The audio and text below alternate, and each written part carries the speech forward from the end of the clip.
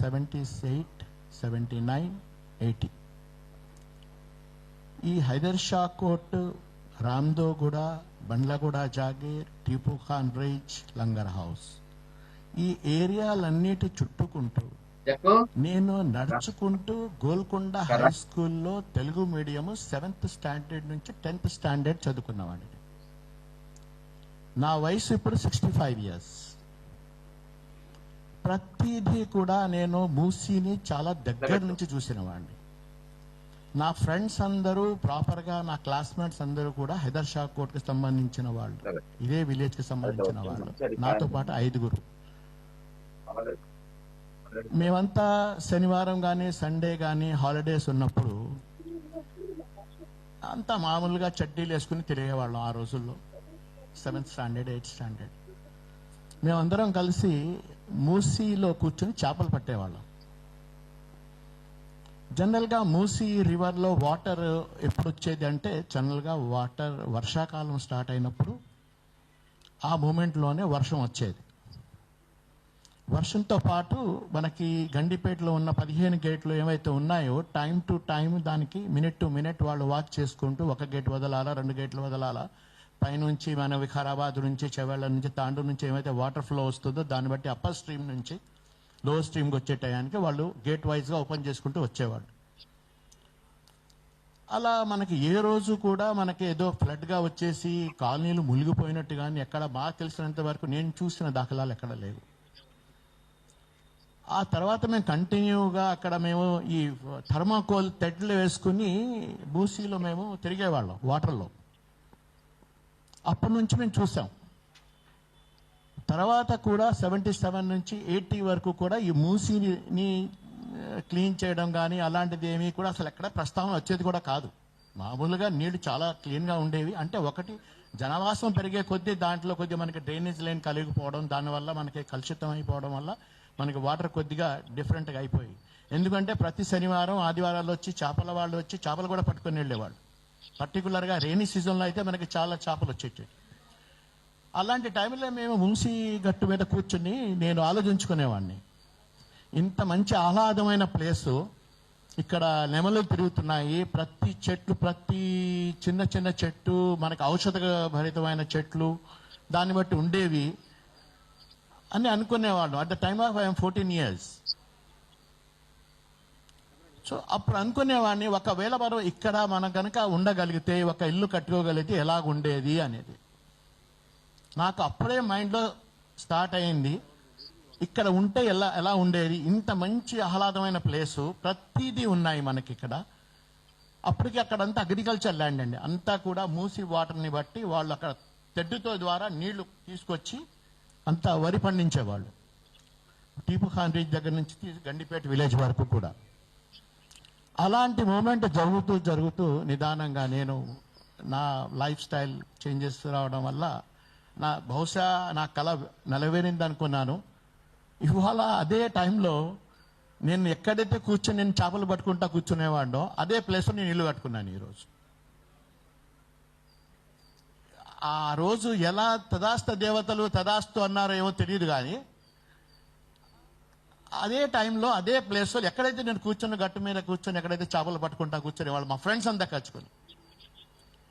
ఇంకొక మాట చెప్పాలి అంటే, అక్కడ మనకి చుట్టుపక్కల కూడా మనకి అంత ఈత చెట్లు. అక్కడ వారానికి ఒకసారి, ఎవ్రీ ఆల్టర్నేట్ డే ఒకసారి, 2 రోజులకు ఒకసారి అక్కడ నుంచి జనాలు వచ్చేసి ఈతకులు కూడా తీసేవాళ్ళు అక్కడికి వచ్చి కూర్చొని. వాళ్ళు వచ్చేసి ఊరికి అక్కడ అమ్మడానికి ఉండేది ఏం కాదు, అందరికీ గ్లాస్ పోసేసి వెళ్ళిపోయేవాళ్ళు.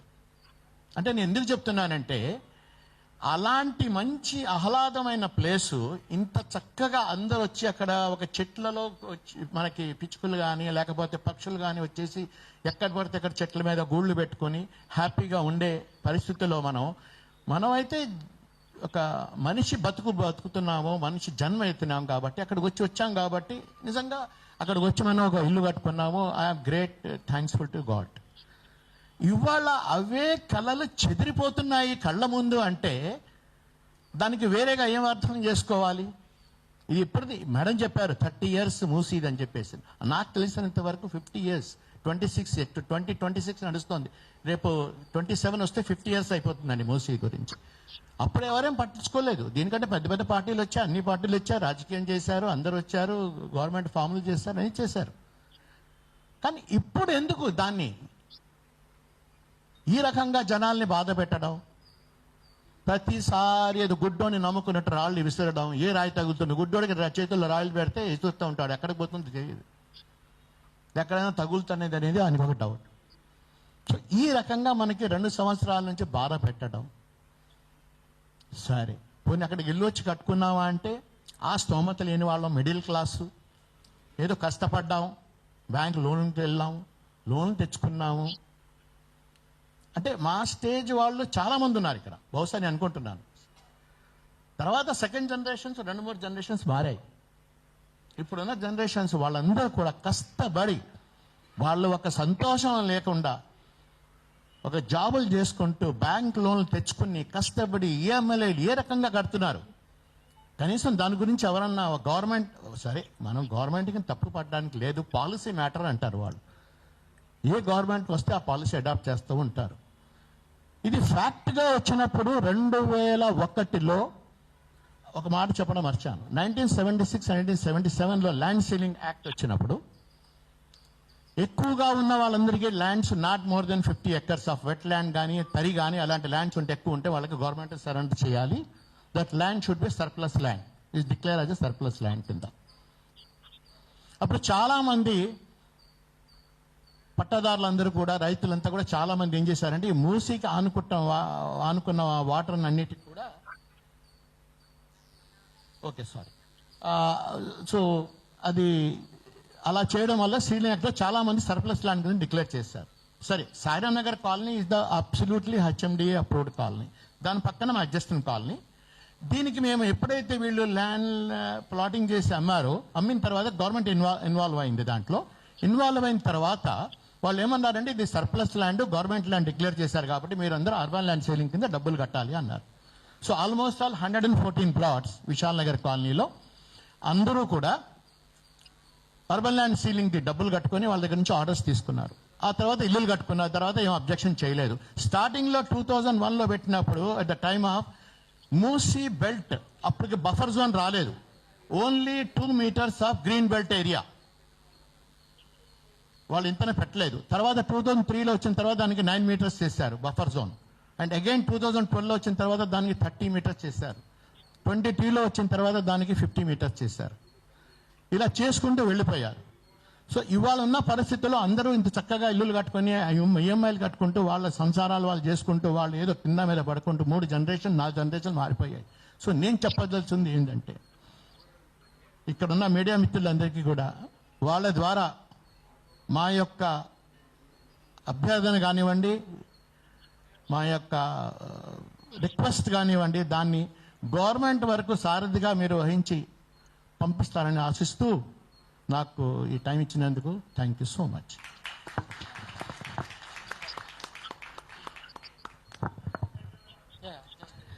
I'll just finish out 1 minute, okay? Good morning అండి అండ్ మీడియా వాళ్ళకి అండ్ స్టేజ్ మీద ఉన్న వాళ్ళందరికీ. సో ఇంతో మేమంతా ఒక ఫ్యామిలీ అండి, ఓకే? ఈ ఫ్యామిలీలో ఇక్కడ ఎవరైతే కన్సర్న్స్ చెప్పారో ఆ కన్సర్న్స్ మొత్తం genuine.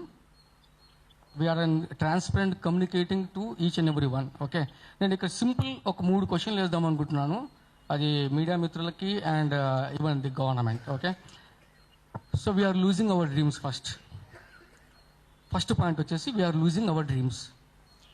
We earn money and we dream something. ఏదో చేద్దాము, ఇల్లు కొన్నాము, నానా ఎక్కడ కొన్నాము అనుకున్నప్పుడు ఒక 8-10 సంవత్సరాల క్రితం ఇక్కడ బాగుంటుందన్న, సిటీలో అయితే పొల్యూషన్, ఇక్కడ నేచర్ ఉంది, మంచి పర్మిషన్స్ ఉన్నాయి, అన్నీ ఉన్నాయి, కట్టుకున్నాము అని చెప్పేసి తీసుకున్నాం. సో ఇప్పుడు మా పిల్లలు అడిగే క్వశ్చన్ ఏంటంటే, నానా మన డ్రీమ్ హౌస్ ఉంటుందా లేదా? ఫస్ట్ క్వశ్చన్, దానికి ఆన్సర్ లేదు. నెంబర్ 2, ఏదైతే మనం అనుకొని ముందరికి వెళ్తున్నామో కన్ఫ్యూజ్ స్టేట్లో పెట్టేసి ప్రజల్ని ఇలా మబ్బు పెట్టడం చాలా కష్టం. ఎందుకంటే without be government is not there. And TDR అంటున్నారు, ఇంకోటి అంటున్నారు, బఫర్ జోన్ అంటున్నారు. అందరికీ తెలుసు బఫర్ జోన్స్ లిమిటేషన్స్ ఏవే చెప్పారు అని చెప్పుకుంటూ వెళ్ళిపోయారు. So we are not stopping for any development. We are ready to do and support. ఏ డెవలప్మెంట్ కోసమైనా మేము రెడీగా ఉన్నాం. బట్ ఫస్ట్ ఆఫ్ ఆల్ వచ్చేసి రండి, చూడండి, మా గ్రీనరీని చూడండి. ఆ గ్రీనరీని ప్రొటెక్ట్ చేసుకుంటూ, ఇళ్ళని ప్రొటెక్ట్ చేసుకుంటూ ఉన్న ఖాళీ సమయంలో ఏం చేయొచ్చు. ఓకే, ఫ్లడ్స్ అన్నారు, 15 గేట్స్, 16 గేట్స్, 18 గేట్స్ గండిపేట మొత్తం ఓపెన్ చేసినా రాలేదు.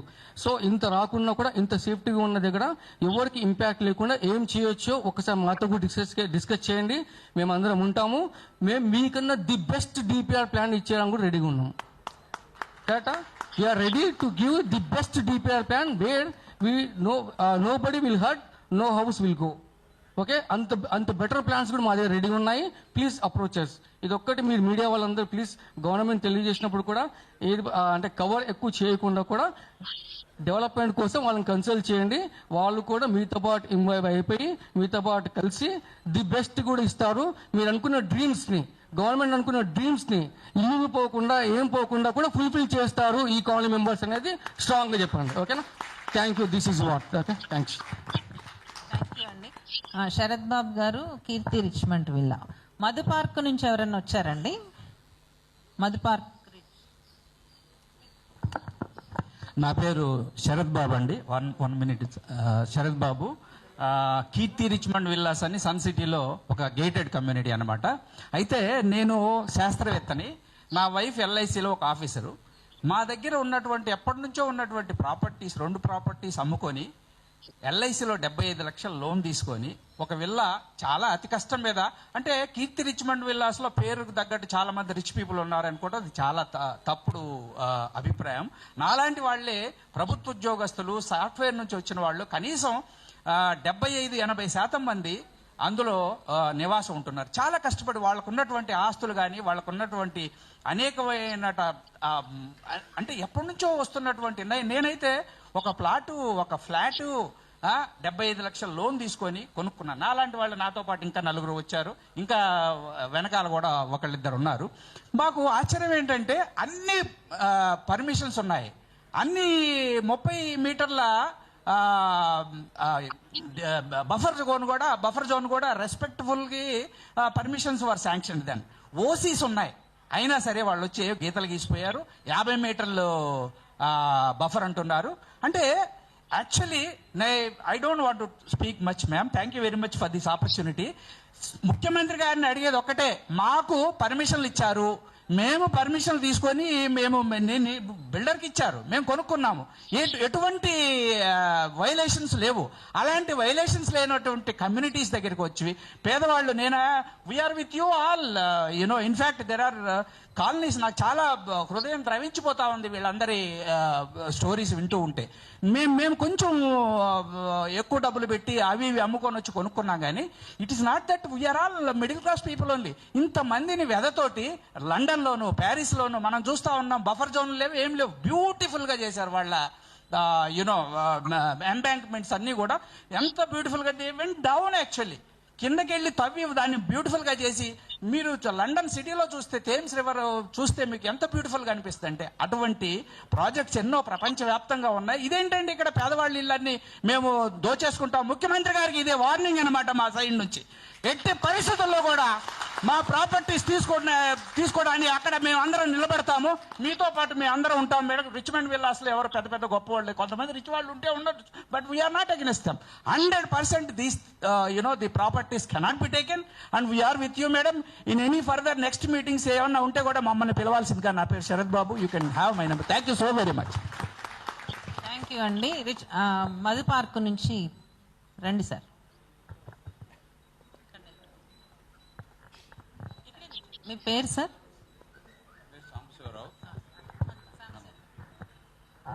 Hello, good afternoon everybody. స్పెషల్గా మన మీడియా మిత్రులకి మా వేదన, మా బాధ గవర్నమెంట్కి తెలియపరచాలి మీరందరూ. మధు పార్క్ విషయానికి వస్తే మరీ దారుణంగా ఉంది. మధు పార్క్ విషయం 9వ తారీఖు నాడు టీడీఆర్ల గురించి మాట్లాడారు, 12వ తారీఖు నాడు అక్విజిషన్ గురించి మాట్లాడేశారు. We have received one notification in paper publication stating that 89 and 90 survey numbers of Bandlagoda Jagir, where Block A and Block B and Dargah is also there, besides that, Dargah is also there. That they are going to acquire. They asked us to express our objections. Where is the question of objections? I am staying there since last 14 years. Everybody is staying since last 14 years. That building started construction, builder started construction in 2007. Completed after 5 years or 6 years. At that time, the buffer zones and everything is 9 meters. 2010 जो circular दिया गया उस वक्त भी 9 metre ही था. बाद में अभी 30 मीटर हो गया 12 साल 2012 में. अभी 23 में 50 हो गया. अभी बोल रहे 100 metre. How is it possible? So, see, government should understand the problems of people. And Gandhi Sagar, they are telling, they are acquiring for Gandhi Sagar project. What is this Gandhi Sagar project? What is this Gandhi Sagar project? There is lot of land beyond our apartment. Lot of land is there. They can construct Gandhi Sagar. They can do much better than this. Much better than this. So I request the government, the media friends, please communicate with the people. I mean, let it come in your publications or news. This is the problem, not problem. It is a survival problem of all these things. More specifically, Madhu Park. Very simple.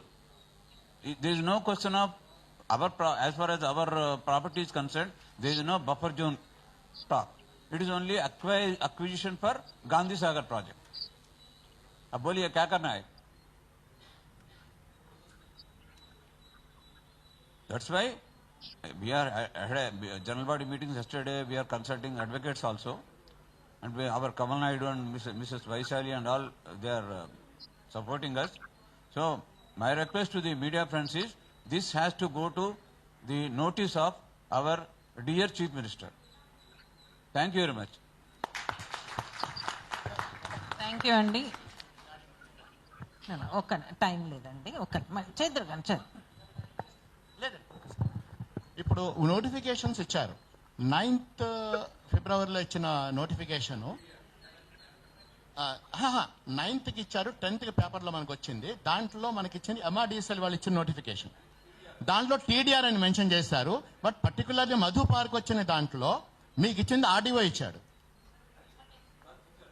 12th నాడు ఇచ్చింది RDO ఇచ్చాడు, revenue divisional officer ఇచ్చాడు. దాంట్లో మీకు 2013 acquisition act అని ఇచ్చాడు. ఒక్క నిమిషం. ఇప్పుడు బిలాల్ మాట్లాడతారు. साथियों जिंदाबाद. साथियों, ये मूसी की लड़ाई ये आज की लड़ाई नहीं है, ये पिछले 30 सालों से चलती आ रही लड़ाई है. जो ईसा और मूसा जो नदी नारसिंगी गंडीपेट में जो मिलती है, वहाँ से लेकर उपल तक के गवर्नमेंट जैसे चेंज होती है, गवर्नमेंट को एक ख्वाब गिरता है कि मूसी नदी के ऊपर. इससे पहले 97 में नारा चंद्रा बाबू नायडू को एक मूसी के ऊपर ख्वाब गिरा था कि मूसी के आसपास के लोग को हटा के मूसी को एक नाले के अंदर कन्वर्ट करके उस पे कई बड़े बड़े बिल्डर्स और कई बड़े बड़े कंपनीज को देने का जो वादा किया था, हमने उसको डट के लड़ करके हमने वो बिल्डर्स को भी भगाया और मूसी प्रोजेक्ट को भी हम लोग आज तक भी रोकने में सफल हुए हैं. कि हर गवर्नमेंट जैसे गवर्नमेंट चेंज होते ही एक मूसी गवर्नमेंट के लिए एक कमाई का जरिया बन चुकी है और बिल्डर्स के लिए भी कमाई का जरिया बन चुकी है.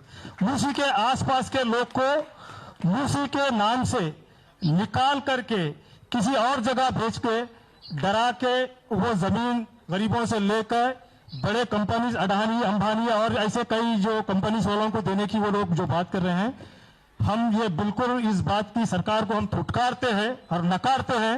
हम सरकार को हम यही बोलना चाहते हैं कि 30 साल में तुम्हारे वस्ताद नहीं ले सके और तुम क्या ले सकेंगे 2026, 27, 28 में. इनका वस्ताद जो था नारा चंद्रा बाबू नायडू, वो नारा चंद्रा बाबू नायडू की पॉलिसी अभी भी इम्प्लीमेंट कर रहे हैं. जब 97 में जो प्लान था और आज भी वही प्लान है, वो प्लान के अंदर 1% भी चेंजेस नहीं है. जैसे अभी मधु पार्क की बात कर रहे हैं, जब हम लोग उस टाइम पे 97 में कन्ना बीरन सर, बाल गोपाल सर, ऐसे कई बड़े बड़े व्यक्ति थे जो साथ में, जो बड़े इंटेलेक्चुअल लोग थे, एडवोकेट्स थे। तो जब मूसी नंबर 1 का जब आवाज हुआ था 97 में, गंडीपेट से लेके नागौर तक के एक मूसी के आसपास में मार्च किए थे। जब उस टाइम पे मधु पार्क का कंस्ट्रक्शन था, तो जब हम लोग भी हैरान में थे कि कभी मूसी की 50 मीटर्स, 100 मीटर्स, 150 मीटर्स तक के लोग लेके आ रहे रेंज। फिर जिस टाइम पे जब बड़े बड़े जब कॉलोनीज बन रहे थे, जब बड़े बड़े अपार्टमेंट्स बन रहे थे, तो जब क्यों नहीं रोका गया? जब क्यों नहीं रोका गया? आज मूसी के आसपास के लोग मूसी को डेवलप करते हुए, मूसी के पास के बस्तियों को डेवलप करते हुए जब उन लोग का विकास चल रहा है, तो सरकार की निगाह अब बोलेंगे चलो ये जंगल जाके जो एक शहर बन गया है, शहर से गरीब लोगों को हटाओ या मिडिल क्लास के लोगों को हटाओ, बड़े बड़े अडानी अंबानी जैसे कंपनीज लाओ और हमारा विकास करो। सरकार का विकास, हमारा विकास नहीं, सरकार का विकास।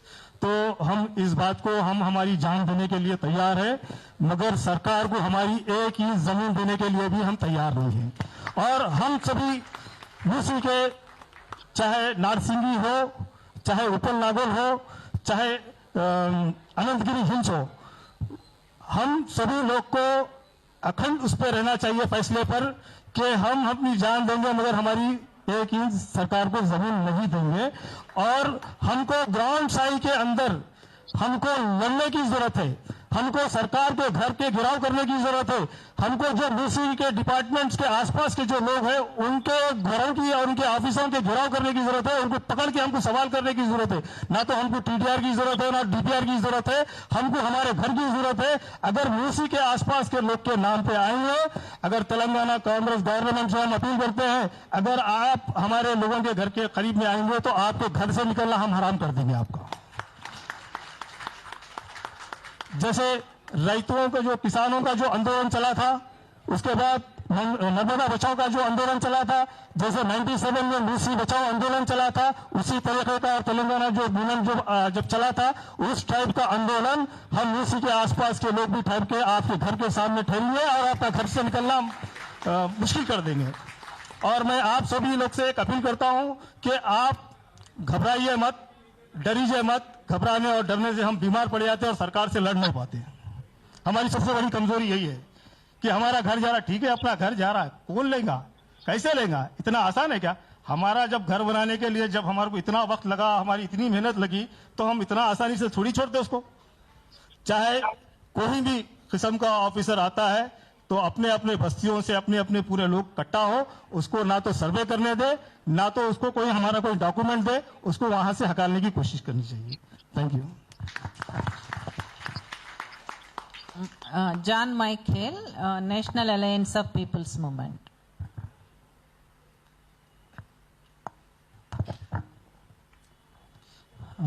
ఈ ప్రెస్ కాన్ఫరెన్స్కి హాజరైన మీడియా మిత్రులందరికీ ముందుగా నమస్కారం. నా పేరు జాన్ మైకెల్. మానవ హక్కుల వేదిక, ప్రజా ఉద్యమాల జాతీయ వేదిక ఎన్ఐపిఎం, దళిత బహుజన్ ఫ్రంట్, క్లైమేట్ ఫ్రంట్ ఈ సంస్థలతో, ఈ సంఘాలతో నేను కార్యకర్తగా వాలంటీర్ చేస్తాను. అయితే ఎఫెక్టెడ్ కమ్యూనిటీస్ చెప్తున్నట్టు ఒక ఒక ప్రజాస్వామిక విధానాన్ని ఈ ప్రభుత్వం ఏ విధంగా కూడా ఇన్వాల్వ్ చేయట్లేదు, వాళ్ళు పాటించట్లేదు. అది మనకి చాలా విషయాల్లో తెలుస్తుంది. ముందుగా దీన్ని కేసీఆర్ గవర్నమెంట్ టైంలో Musi river front development corporation లిమిటెడ్ని వాళ్ళు ఎస్టాబ్లిష్ చేశారు.